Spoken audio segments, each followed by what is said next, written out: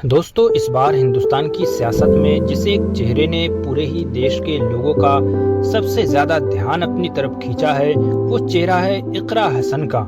राजनीति के हर गलियारे में इकरा हसन का नाम जरूर सुनाई देता है। स्पेशली सोशल मीडिया पर तो पिछले 2-3 सालों से पॉलिटिक्स में इंटरेस्ट रखने वाले लोगों के पेज इकरा हसन से ही भरे हुए नजर आते हैं।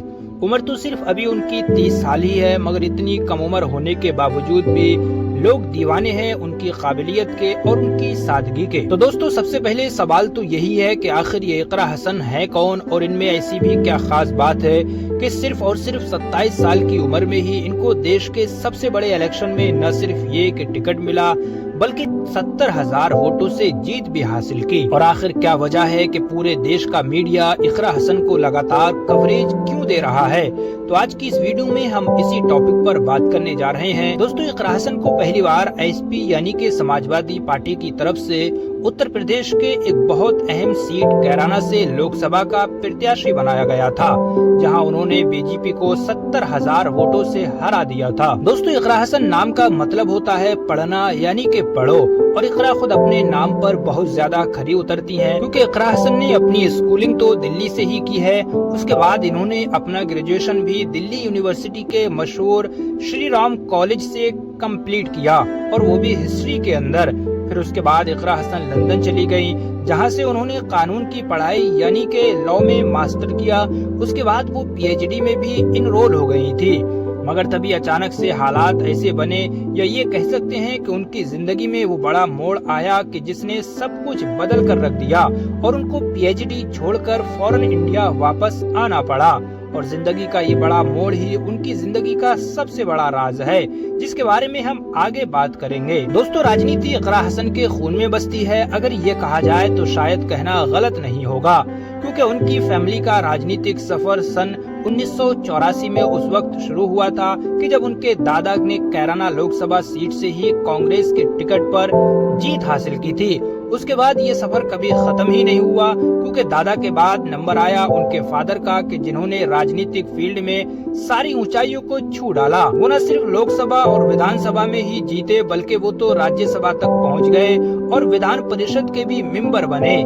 दादा और पिता के बाद उनकी मां तबस्सुम हसन भी एक बार तो बीएसपी के टिकट से, जबकि दूसरी बार एसपी और आरएलडी के टिकट से कैराना से लोकसभा का इलेक्शन जीत चुकी हैं। उनके बाद उनके भाई नाहिद हसन भी उस वक्त कैराना से ही विधायक बने हुए हैं। अब बात करते हैं इकरा हसन के उस राज के बारे में कि जिसकी वजह से आज वो इतनी ज्यादा मशहूर है और उनको इतनी कम उम्र में ही देश के सबसे बड़े इलेक्शन में जीत हासिल हुई है। इसी तरह 2022 में जब उत्तर प्रदेश के अंदर विधानसभा के इलेक्शन चल रहे थे, उस चुनाव में विपक्ष की तरफ से बीजेपी के खिलाफ कैराना सीट पर नाहिद हसन को उतारा गया था, जो इकरा हसन के सगे भाई हैं। दूसरी तरफ इकरा हसन उस दौर में न सिर्फ राजनीति से दूर थी, बल्कि अपने देश से भी हजारों किलोमीटर दूर लंदन में मौजूद थी और अपनी पढ़ाई कर रही थी।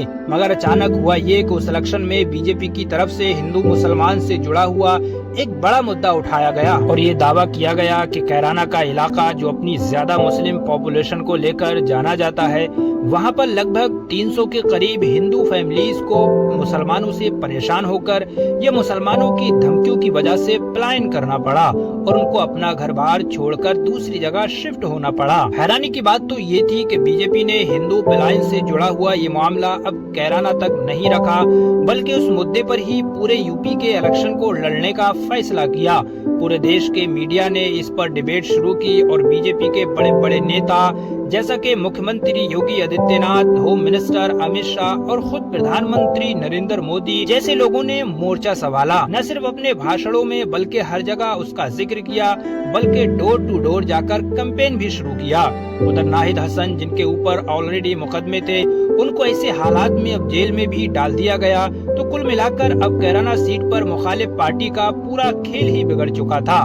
मगर अब ऐसे बिगड़े हुए हालात को देखकर ही लंदन में बैठी हुई इकरा हसन ने अपनी पढ़ाई बीच में छोड़कर ही इंडिया वापस आने का फैसला किया, और जेल में बंद अपने भाई के इलेक्शन की कमान अपने हाथों में ले ली। और यही वो वक्त था कि जब चंद दिनों के अंदर ही इकरा हसन पूरे देश की नजरों में आ चुकी थी।